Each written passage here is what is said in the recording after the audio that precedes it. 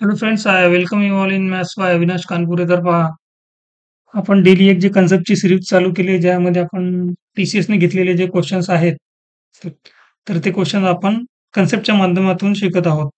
आणि best quality question आपण तलाठी भरतीमधले आपण हे काढलेले आहेत.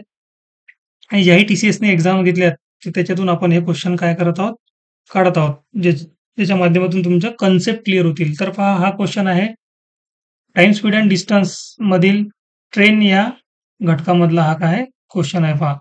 काय विचारलं त्यांनी? रेल्वे गाडीचा वेग 90 किलोमीटर पर आवर आहे आणि तिची लांबी किती आहे? 550 मीटर आहे. तर त्या रेल्वे गाडीला एक खांब ओलांडण्यास किती वेळ लागतो?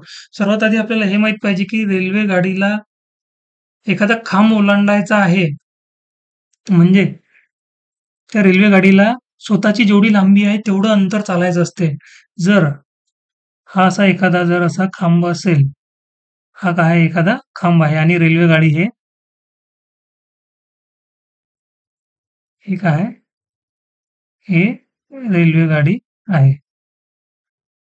आता या खांबाला ओलांडायचं आहे.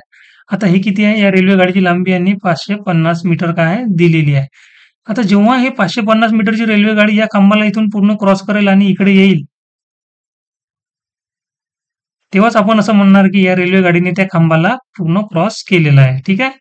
मग या रेल्वे गाडीने या खांबाला पूर्ण क्रॉस केलं म्हणजे किती डिस्टन्स चाललं? तर 550 मीटर एवढं डिस्टन्स चाललेलं आहे. हे लक्षात ठेवा.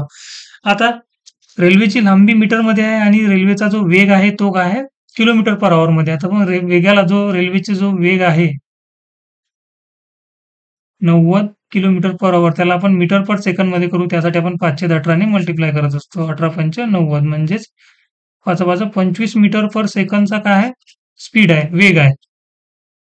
आता आपल्याकडे speed into time is equal to distance हा फॉर्म्युला आहे. आपल्याला काढायचं काय आहे? वेळ काढायचा आहे. सरळ सरळ आपण काय करणार?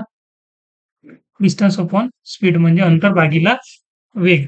टाइम बरोबर आपला हा फॉर्म्युला होईल.